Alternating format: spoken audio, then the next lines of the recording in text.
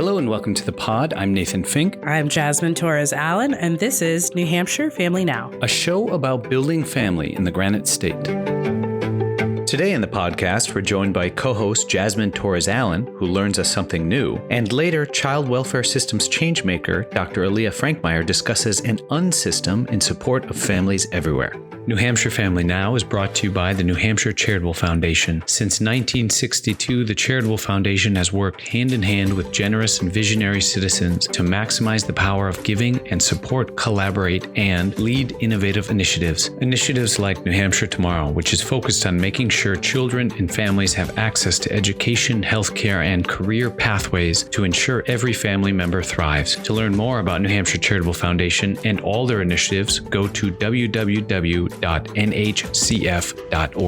This podcast was also brought to you by Family Support New Hampshire. Family Support New Hampshire is NH's coalition of family resource centers and family strengthening programs that exist to ensure Granite State families have access to resources so both caregivers and children can succeed, because supported families are strong families. To find a family resource center near you, visit www.fsnh.org.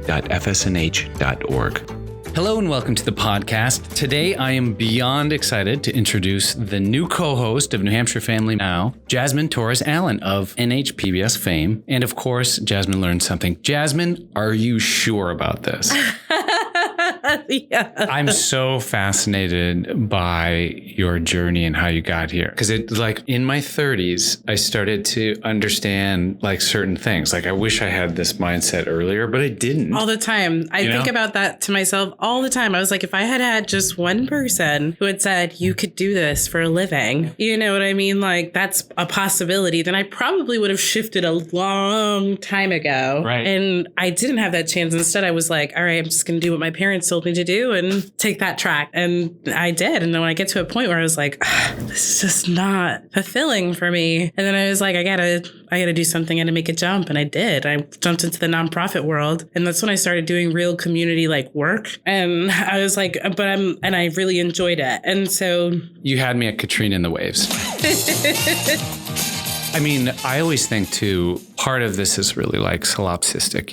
It's always about the self, because I'm wondering, honestly, all the time, am I on the right path? All the time. Are we on the right path? I ask that question. Even when I think I'm on the right path, I ask that question still. And then that question becomes so moot because it doesn't matter what path you're on. It's do you care enough to observe where you're going in the midst of where you are? The way I see it is what's my purpose right now? Because my purpose is going to change. Right. Priorities change every time. So what do I care about the most right now? Right. And that's what I'm going to put my full energy into. And I think, with parents, I'm such a hard sell on having kids, which my friends must hate, because I look around, I'm like, you should have kids. Here's why. You should have kids. Here's why. And they're like, see, I'm the complete opposite. I'm more of, you should have kids if you feel like you're mentally ready to have a kid. I've never been mentally ready for anything. I wasn't mentally ready to have kids either. The reason why I'm such a hard sell on having kids is care about something other than yourself. Right. And when I started to care about something other than myself, I became impactful. I'd have to agree with you on that, because if I look back, I had my daughter 6 years ago. And that was exactly when everything shifted for me in terms of what could I do better around me to make sure that her life is good and the kids around her. Because then you end up caring about the kids who go to school with her, you know what I mean? And the families that surround us. And then you start to think, you're right, you do start to think outside of yourself. There's a total shift in that, because instead before I was lying to myself thinking I didn't need anybody. I could survive. But then when I added to that with a spouse and then children, it's not about can I, it's can we, can they. And that little shift said, well, no, not without community. Right.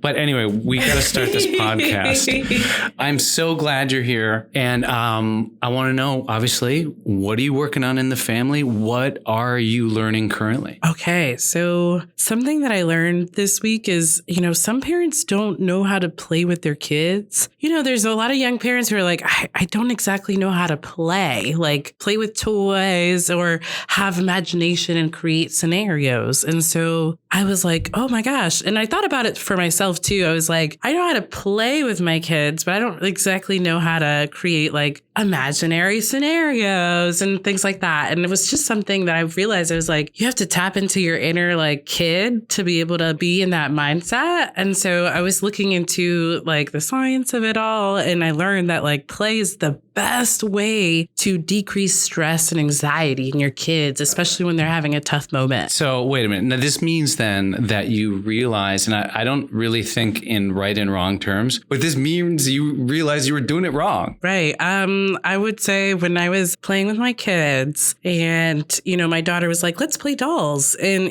let's play with the dolls together. And she was like trying to create a scenario, but she didn't really know how to. And then I thought to myself, I was like, okay, it's kind of hard to play. And I was like, oop, inner time. Like, you have to kind of go inside yourself and you're like, oh my gosh, did I play with dolls? Like, how did I play with dolls? And like, did I ever even get the chance to? And I had to go back and think in my memories. And, it turns out there are other parents who don't know how to play with their kids either. Did you kind of creep back then into your own childhood to say, wait a minute? 100%. And I realized I was like, my parents didn't really get a chance to play either. They had to grow up really fast. And my dad went to work as soon as he could. My mom, she was a teacher at a young age. So like, there wasn't a lot of playtime. And growing up, I had to think, I was like, I didn't have a lot of playtime, imaginary time when I thought about it. And I was like, there's some work to be done here. And, and I had to go kind of inside myself. And that's when I started doing the research of like understanding that,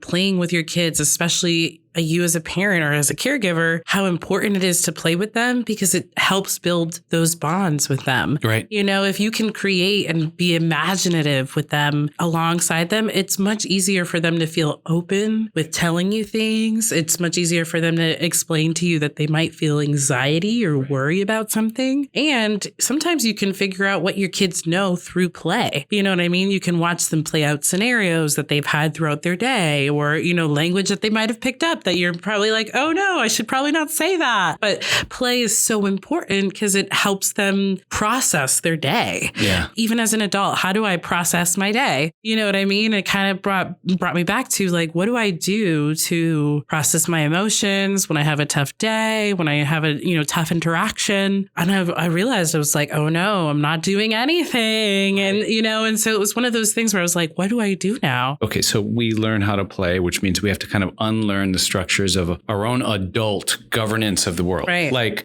create structures, but don't make those structures so rigid that they can't play within those structures, or when they feel like they want to leave those structures or question those structures, that they can. And so that's the thing about toys, right? You can do whatever you want with toys, but because we see that there's a structure, our brain automatically wants to play within that structure. And kids don't play within structure. When they color, they don't color inside the lines. We teach them to be that way. It's one of those moments where you're like, I don't want to destroy their imagination just yet. I want them to keep asking questions. That's right. This is, if my wife listens to this, she's going to say this is why she never reads instruction manuals.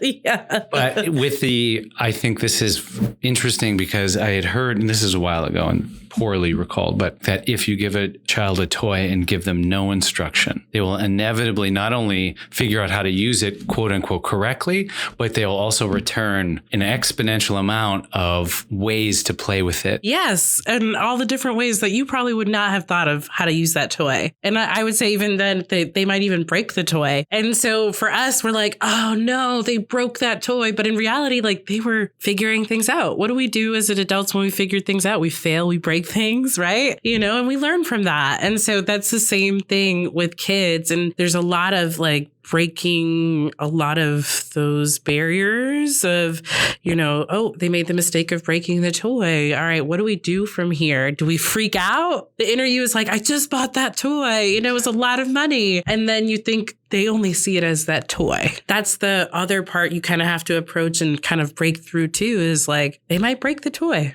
It's like the debris of learning. Exactly. And as I think it's Neil deGrasse Tyson that he says, let your kids walk through the puddles so that they learn what it feels like to be wet. Because that's how that's science that's happening right there. The cause and effect of something that when you do something through play, you learn cause and effect. You learn mistakes. You learn how to process your emotions in your day. Well, I am so appreciative of you coming back. It's great to see you. Oh, Okay, awesome. And when we come back, we welcome Dr. Amelia Franck Meyer, founder and CEO of Alia Innovations. Don't go anywhere. Many thanks to New Hampshire's Office of Social and Emotional Wellness for sponsoring this podcast. Started within New Hampshire's Department of Education, the Office of Social and Emotional Wellness consolidates policy development and implements projects and programs that are focused on health and wellness with an emphasis on behavioral health of all students, youth, and families. To learn more about the Department of Education and its many programs and approaches, visit www.education.nh.gov. Today's show was also brought to you by Burgoo Media, a full-service media company dedicated to helping nonprofits realize impact stories for print, video, social, and legacy media, and more. Both budget-conscious and grant-friendly, Burgoo Media helps your organization celebrate the humans in human services. Learn more at burgoomedia.com. And a quick note before we return to the show, mark your calendars because New Hampshire Gives is right around the corner. June 6th and 7th, Granite Staters turn out en masse to support the organizations that make New Hampshire such a wonderful place for our families. Visit NH Gives, where you can search for your local family resource center or other family support programs, or even New Hampshire Children's Trust. Because when we strengthen Granite State families, all of New Hampshire succeeds. Hello and welcome back to the podcast. I'm really excited to welcome Dr. Amelia Franck Meyer, speaker, author, child welfare systems changemaker, as well as CEO of Alia Innovations. Dr. Franck Meyer, welcome to the show. Thanks so much for having me, Nathan. Oh, and I forgot in that intro, I should mention fellow Midwesterner, which means at the end, it's going to take us about an hour to say goodbye. So that's right. The long goodbye. Well, I really appreciate you coming on the show. I'm a huge fan of your work in the sector. But for those who don't know about the work of Alia, what is it you're working on and what drives it? Well, thanks for those nice comments. So Alia is a national nonprofit. We're based in St. Paul, Minnesota, and we work in about 30 different jurisdictions annually. And what we do is we help to equip and transform systems so that children can live safely with their families. And so we do that in ways by partnering with parents and working with folks who have been impacted by the system to co-design new ways of work alongside the system. What drives it really is our deep and abiding belief in what humans need to thrive, which is a sense of belonging and connection. And we really believe that when you have that, when you get wired for connection and have people to whom you belong, that really drives the rest of your life experience. And that kind of sits at the base of all other social ills that we are trying to solve. And so we just think it's fundamental to being a thriving human. I've been doing a lot of reading and, your most recent blog that came out, and there's so much great information where you're talking about a system that encourages separation, which is just counter to everything you just said. What do you mean by that? What is a system of surveillance and how does it lead to separation? Well, this is really goes back to the assumptions upon which the child welfare system was built. And the child welfare system was built on some cultural assumptions that poor children would fare better with wealthier families, and that Black, Brown, and Indigenous children would fare better with white families. And so there was really a beginning assumption that there were some people who could give some children and I'm air quoting this, better life. And that better life was really measured by wealth, opportunity, exposure, but was not measured and still isn't measured today in many courts by where they would be with people who look like them, who share their culture,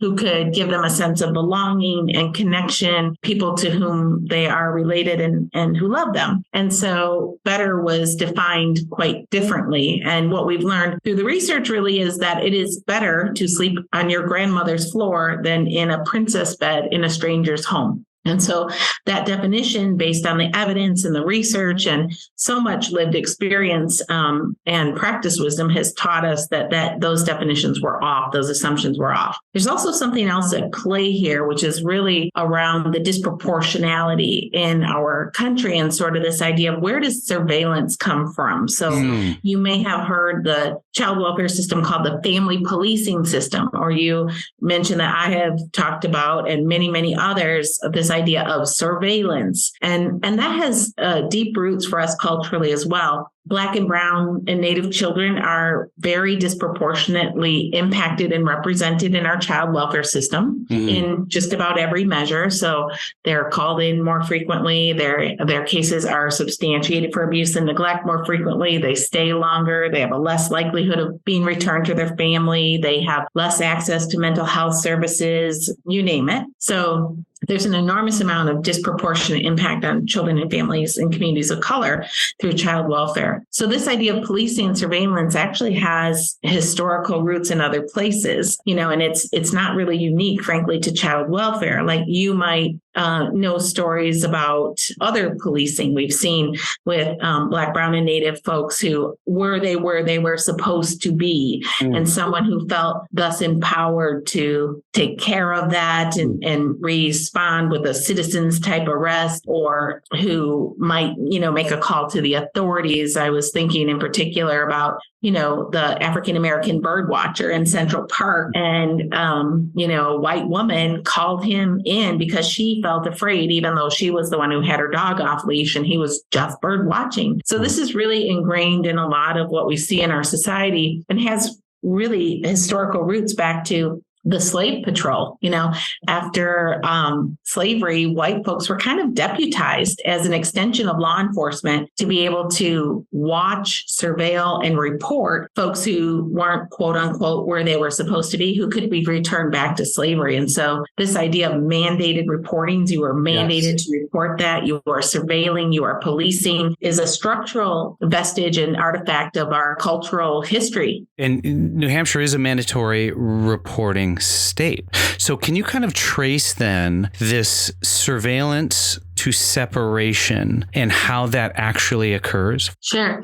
So when you have an over surveillance, there is an over reporting. And when I was kind of growing up in social work, we were taught just report it. You report everything, because then the liability isn't mine. It becomes someone else's. And it's up to them to decide if there's abuse or neglect. But when we over report, we actually then invite investigation into families. So there's all this opportunity to see things that might not otherwise be seen. If someone knocks on your door and doesn't need to have a warrant and can come into your house and evaluate your parenting, the state of your home, what's in your refrigerator, your financials, how you're interacting with your kids, talk to your kids separate from you about how mean you are, because I'm sure you have those moments. If somebody was looking at every aspect of your life, you're just more likely to find something. In my life too, right? It's just that people aren't watching us at every moment. I often say, I teach trauma-informed parenting.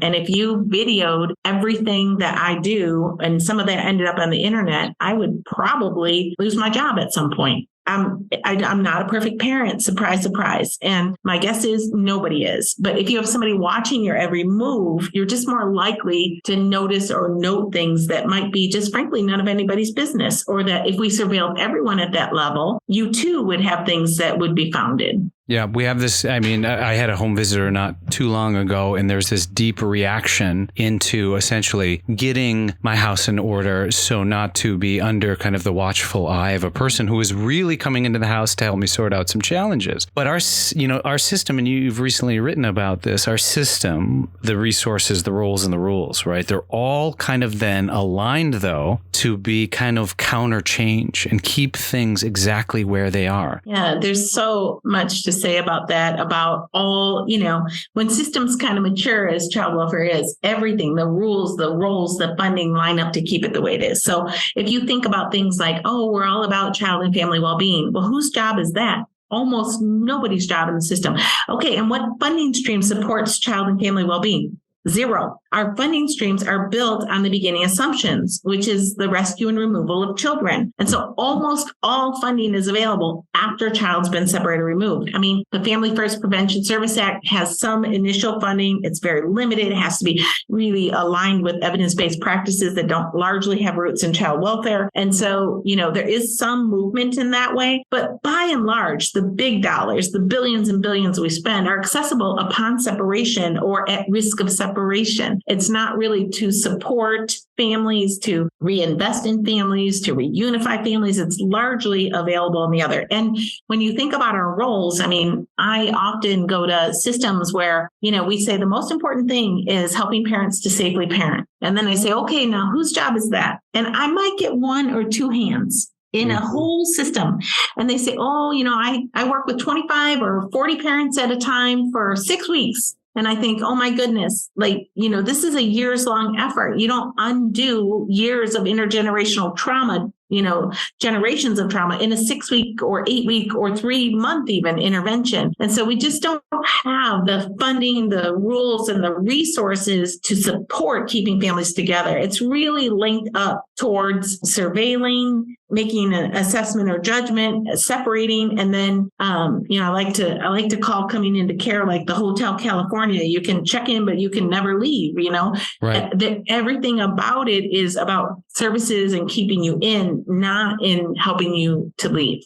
So you have to gain this hand up. What you have to do then is enter the doorway, but the doorway is on the precipice of either crisis or something like that. So by the time you enter, we're in the wrong starting spot to begin with. Well, I think that's probably true for white families. And then for families and children of color, when you consider that 1 in 2 Black children is investigated by CPS before they turn 18, I don't believe that 50% of Black children are in crisis or Black families are in crisis. It is our bias at the front door that says that things are not like we might want them to be, or they're judged by different factors. And the bias comes into play, which ends up in bringing more Black and brown children into the system than are in crisis. Now, you had talked about the funding disparities. Is there kind of a ratio that we can point to where X amount of our spending goes here as opposed to where it potentially could go towards support? So I don't have those numbers. And frankly, because child welfare is not uniform, it is sometimes county run,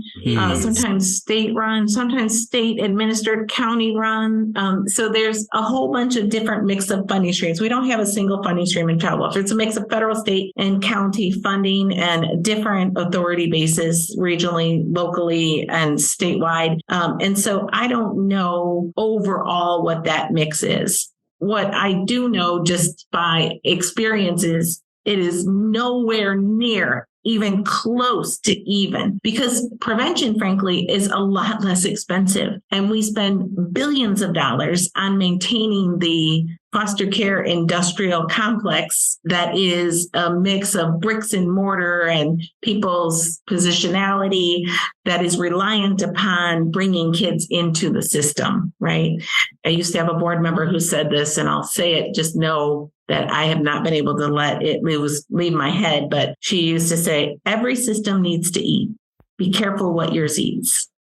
And in order to keep this complex running, we need to continue to funnel children in. And so there is a lot of inertia around what we would call obsoleting the need to separate children from their families. And is that where we want to go, right? Yeah. I mean, I personally would love to obsolete the need to separate children from their families, or sometimes we say create the community conditions for children and families to live safely together. That doesn't mean that right now every child and family should stay together, right? That means that do we have the kinds of supports in place that wouldn't bring us to a place of needing to separate children and families, that when there was a crisis, we would just know about it so much earlier. Supports would exist. There'd be ways of supporting children and families, right? Because what we know is no matter what we do for kids, no matter what we do, it will never be what they really, really need, which is for their mom and dad to be okay and to be able to safely parent them. And so no service, no treatment, no placement would ever replace that, right? So our goal needs to be, how do we support families to stay safely together? And we know that's not the way it is right now, but we would hope that would be. And here's the other thing to say. Here's the difference in the future and the now, the future state and the current state. Now we rescue and remove children from their parents. We give parents an unreasonable list of things to do. When they don't do it, we say, aha, it proved our assumption that you can't safely parent these kids because you can't do this incredible list while you're also in crisis from having your child removed from you. And so a child inserts the system and has a really hard time returning. And we blame, shame, punish, and disconnect that parent. And in a future state, we would know that families are not the problem. They're actually the solution, and they are the foundation of lifelong well-being. And so we would do everything we could to preserve relational connections as sacred, which means our investments would be in parents to be able to safely parent, not rescuing, removing, and treating children. And so, I started my career as a child savior. I really did. I was going to save these kids. And the more I have learned and the longer I have worked, which is now 34 years at this, I have just become a real advocate of parents and believe that what children need is for their parents to be okay. And we literally invest almost nothing in that happening, even though we know developmentally and from the science and the research that is by far the most important thing. And so regardless of what you think about parents, you've got to find a way to get yourself to, if you care about kids, you must care about parents. Yeah. There must be small but significant steps to get there.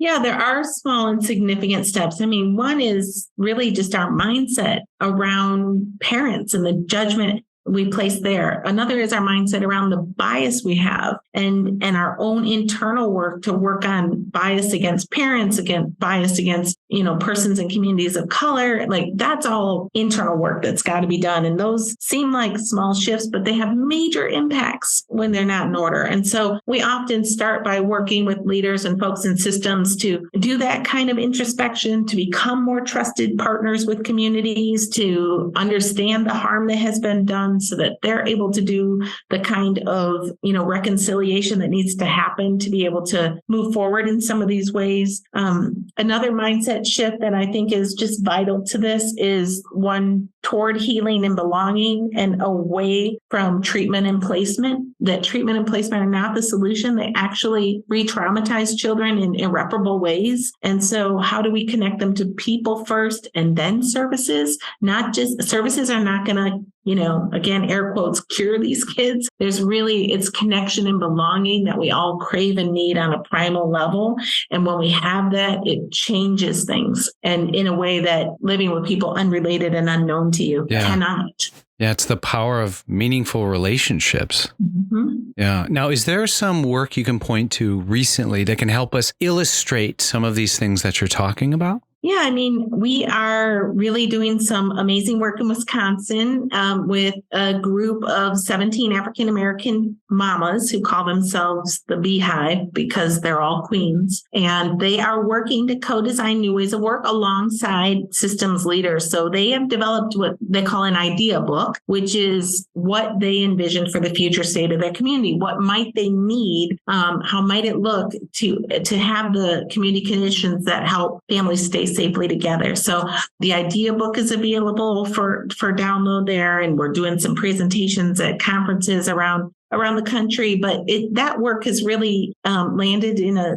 73% reduction of the number of kids in foster care and a dramatic reduction, about a third of the kids who are living in institutions and residential. And right now, the work they're doing is in mutual accountability. And so it's not just to what are the families accountable to the system, but how is the system accountable to families? And so these mamas are working side by side with systems leaders to design a performance appraisal process. So the parents are saying, this is what matters to us and what we would wish you to be accountable to and to have performance appraisals measure. And so, there's a whole bunch of work on our website that is about the 14 county, 4-state innovation cohort we did and the amazing results there. And there's new work on Rock County. We've done a social return on investment study about the financial return on investment of placing kids with kin and supporting parents over separation. So there's a whole bunch of evidence for this way of work and examples of this way of work that's available on our website at Alia Innovations with an S. aliainnovations.org.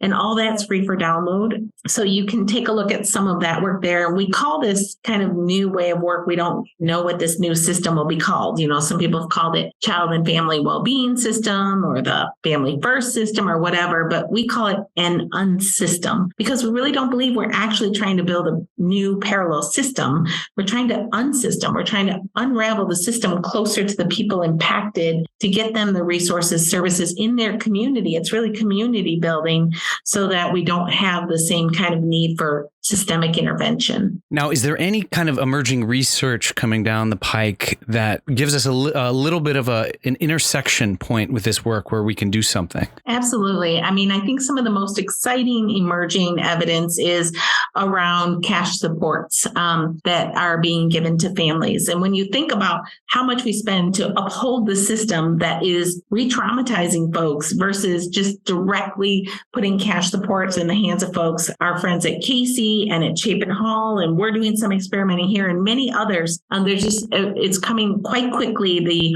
The evidence that says that child abuse and neglect is reduced when the stress of poverty is reduced. Giving unrestricted cash supports directly to parents reduces abuse and neglect. And so our friends in Washington County, Maryland, when they were in the innovation cohort, they started thinking about their transition by starting in economic supports because it was an early indicator of later child abuse and neglect. When families came in and, needed economic assistance, it would predict later trouble in the family. And so if they could intervene early, it would predict that. And that's exactly what the evidence and research is showing.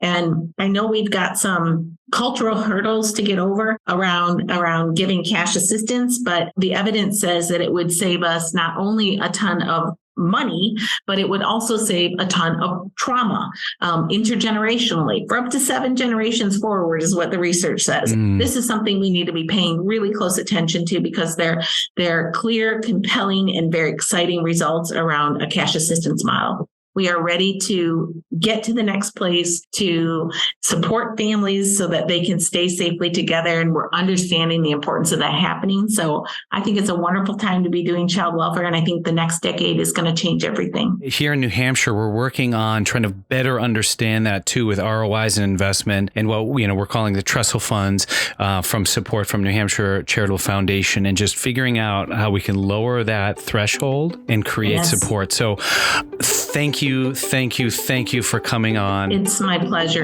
I do have, as part of the long goodbye, a quick question about being from Minnesota.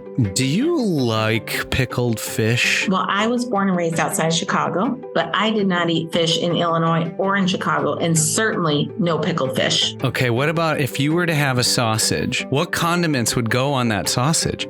Mustard and onion. If you could change your Zoom to a garage, and then we'll say goodbye about 15 minutes there, you would be part of my family.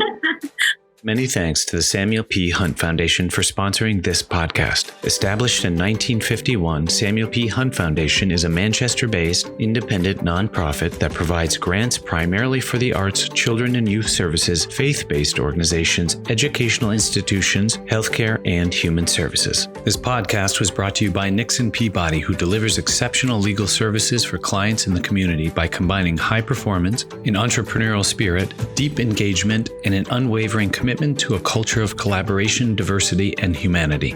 Nixon Peabody works with universities, hospitals, and nonprofits of every size to maximize impact. For more information, visit nixonpeabody.com. Today's show was also brought to you by Merrimack County Savings Bank, who proudly supports the mission and efforts of New Hampshire Children's Trust. Founded in 1867, Merrimack has served people, businesses, nonprofits, and municipalities in central and southern New Hampshire for over 155 years by treating everyone with care, respect, and compassion. Visit your local offices in Bow, Concord, Kentucky, Hooksett, and Nashua, or go to www.themerrimack.com. New Hampshire Family Now is listed on Apple Podcasts, Spotify, Google Podcasts, Amazon Music, Stitcher, iHeartRadio, and more. Listen wherever you get your podcasts or ask your smart speaker to play New Hampshire Family Now.